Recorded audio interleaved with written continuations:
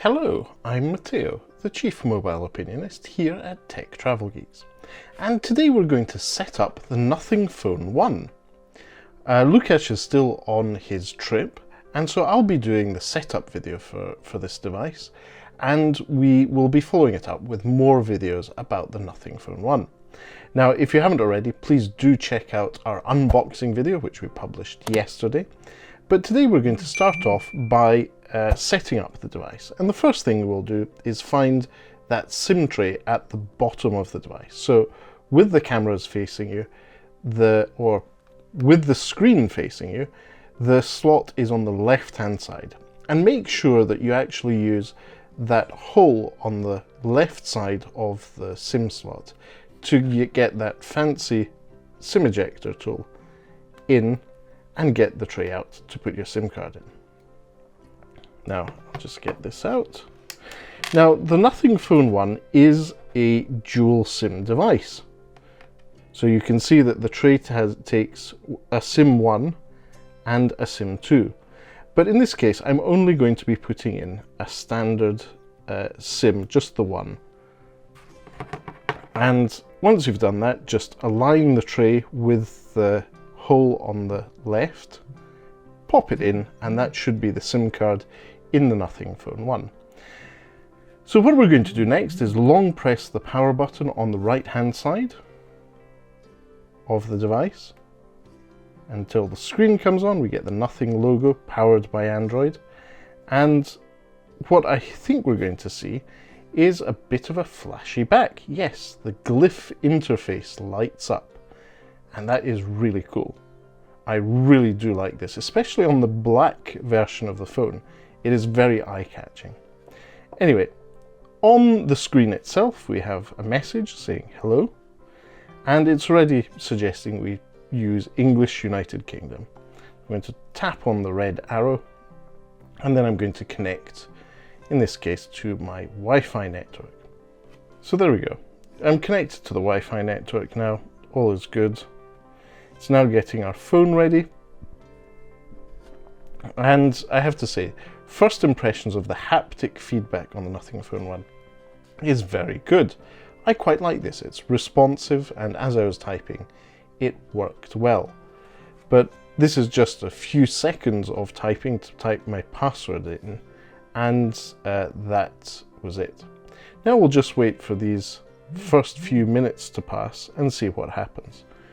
But whilst that's happening, I'll give you my first impressions of that lovely 6.55 inch, so 6.5 inches diagonal, just over 6.5 inches diagonal, and it's 1080 or 1080 by 2400 pixels in height. So 1080 by 2400, that's a full HD plus display. So it's wider than 16:9, but it's still full HD. And I have to say it is quite clear, and the black is properly black. Okay, so that did in fact take a few minutes. I zoned out and looked at something else. It was around about 5 minutes. But now it's gone away from that screen, and it's suggesting we copy apps and data. In this case, I don't want to do that. I want to set this up as a new smartphone. Start afresh. And so we'll see what happens next. It says that it's checking info. So this is Google sign in. I'll just sign in with my Google account. Okay then, so that's me signed in with my Google account. It's now just going through the usual services about location and diagnostic data. I'm going to accept everything because I trust in Google. And this is the usual ballot box that you get to choose your search engine on the device. Now, obviously this is an Android device. I trust in Google, so I'm going to go with Google. But if you want to, you can choose from the likes of Ecosia, DuckDuckGo, Yahoo, Bing, and other search engines I've never really heard about. And now it's suggesting we set up a PIN for the device. So I'll just do that now, 4 digits. Okay then, so now that we have a PIN number, it's suggesting we set up our fingerprint unlock. So you have to hold your thumb at the bottom of the screen and tap it multiple times. Interestingly, the graphic that is representational of the thumb print isn't actually a thumb as it is on pretty much every other smartphone with an in-screen or other fingerprint reader. This is quite a fun design of concentric circles which progressively fill up. So by the looks of things, my thumb is now registered. So I'm going to say done. So lock screen, how do you want the lock screen to display? Show all notification content, show sensitive content only when unlocked, don't show notifications at all. I think I'll go with sensitive content only when unlocked. Now, Google Assistant, we've done this on multiple phones as we set them up on the Tech Travel Geeks YouTube channel. I agree to this. Let's see if it needs my voice again.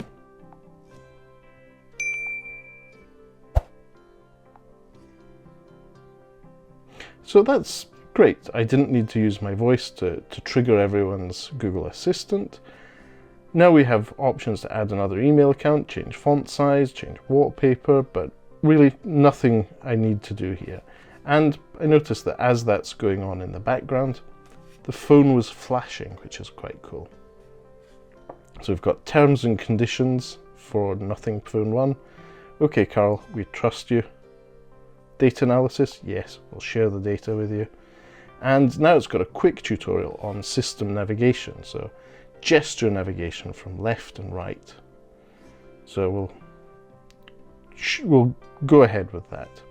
And finally, we finish off our setup with welcome. So swipe up to start. And there we are. We are now on the home screen, which has a pretty stunning red and blue wallpaper. It really it highlights how nice that OLED display is, how nicely curved and relatively uniform the bezels are around the device, and that notch or the cutout for the selfie camera at the top left. Now, as you can see, this is a traditional Google setup in the sense that you have your icons at the bottom in a dock, a Google search bar, and then your usual grid of icons at the top. And that's okay. Nothing to be particularly excited about. Let's have a look at that weather widget that's there at the front. Oh no, it's taking me to Google Calendar. Let's try tapping on the weather, still Google Calendar. And oh, let's have a look at the notifications. We've got completing your setup now, and it's updating applications through Google Play. So setup complete, installed 4 out of 4 applications. And it's suggesting we finish installation, but we can do that later. So let's have a look at what is pre-installed and it needs to be updated from the Play Store as it comes out of the box. So all the Google apps, plus private compute services, which I'm not fully aware of, more Google services, pretty much all Google apps need to be updated. So I'll update them in the background and we'll see how this is going to pan out. Now, in terms of the body of the device, this feels really light compared to, say, my iPhone 13 Pro. And interestingly, it's larger than the iPhone 13 Pro, but it's lighter. So it feels really nice to hold it. It has that premium feel to it.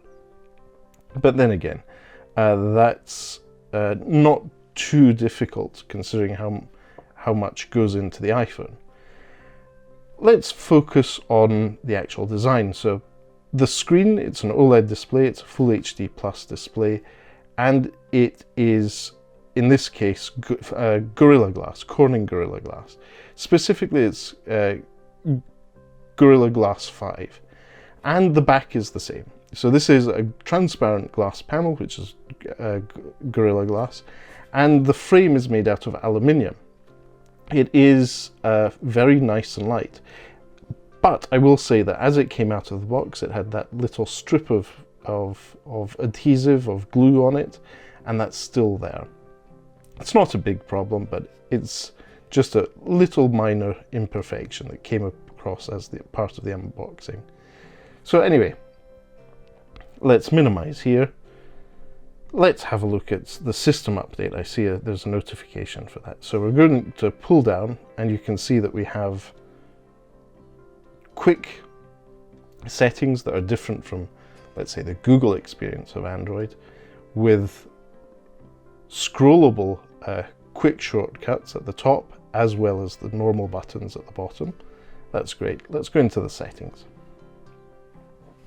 So this header is Nothing's font and style, but the actual icons and menu are pretty standard here.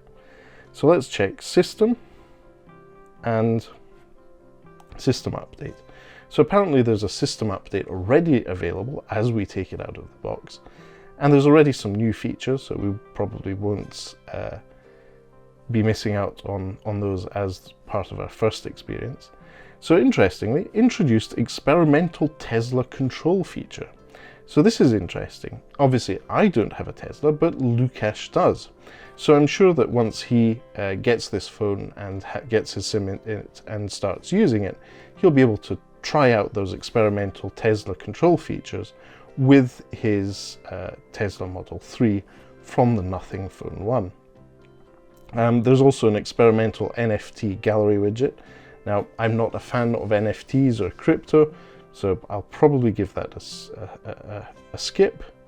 And also there's feedback from the beta launcher. The search bar on the home screen is now optional. Great. Camera improvements. Glyph fill light, so those LEDs that light up on the back, have been improved in portrait mode, improved various other camera improvements, and there's a few bug fixes and performance improvements. And that update is only 180 megabytes, so I might as well do that now. Now, whilst that's happening in the background, I'm going to go back to the Play Store and see where we are with those updates. So we'll just check for updates. Everything's already updated. Great. So we can go back to our update, do that now, and see how long that takes. It shouldn't take too long. Android has updated the way it does operating system updates. Apologies for the repetition there. So essentially it's using similar techniques to what Chrome OS uses. So it does the upgrade in the background, and then it's as quickly as restarting your phone. You don't have to spend a long time offline for that. So that's great. That's happening in the background. So whilst that's happening, let's have a little bit of a deeper look at the home screen. The fact that you swipe to the left and you have your Google feed, yeah, that's great. Obviously mine is full of gadgets, accessories, and other things. But it's there, it has search, it has the assistant, and if you swipe up, you have your app drawer with all the app icons there. Now, as you can see, this is very, very light in terms of customizations. This is pretty much the Google experience with some minor tweaks.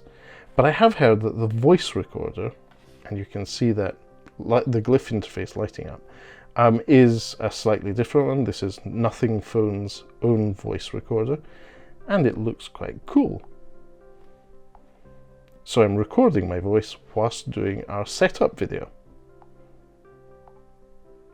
So there you go, it's just a sort of stylized recorder, tape recorder going on there. So great, contacts have been added. Let's see where we are with the update. Well, that's a pretty fast update going on, so it's optimizing stuff in the background. And whilst it's doing that, I'll install a few apps that I think I will be using on here.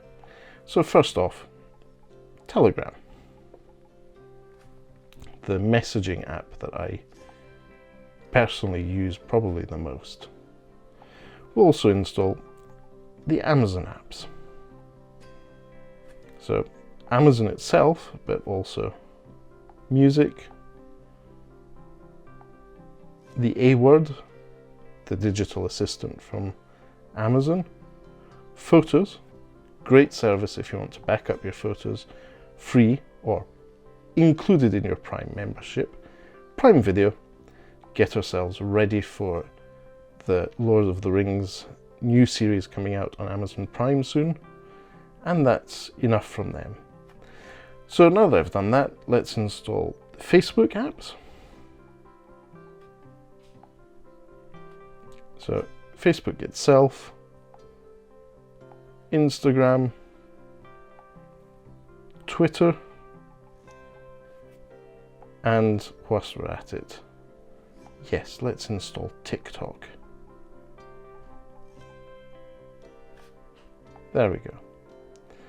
So I've got all the apps I probably use the most installing, and it's happening very, very quickly. It's not just because I have a fast internet connection, but the Snapdragon 7 series that is on this device is obviously doing a pretty good job, and it seems to be well optimized. For those of you wondering, this is the Snapdragon 778G Plus. So it's a 5G smartphone with a Snapdragon 7 series chipset. For most people, that will be more than enough. And I'm sure Lukash will be putting it through its paces to see if he has any complaints about it. But in my view, there's no real need for an 8 series chipset unless you have some very specific tasks like 4K video editing on your smartphone. But here we go.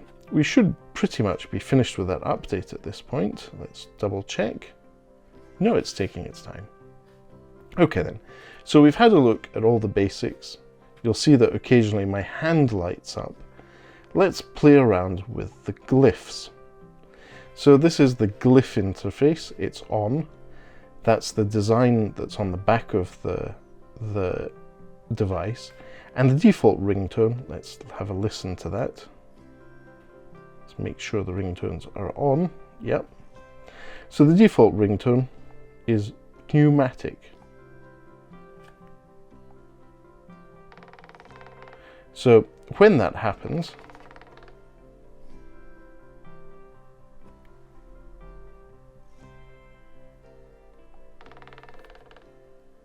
the back of the phone lights up on that ringtone. Abra gives you a bit of a different ringtone on the back of the phone. The default ringtone, if that's, say, face down on your desk and your phone rings, you're unlikely to miss it. Default ringtone, let's try that again. That's quite fun. Squirrels. Squirrel! Snaps, just that. Radiate. Tennis.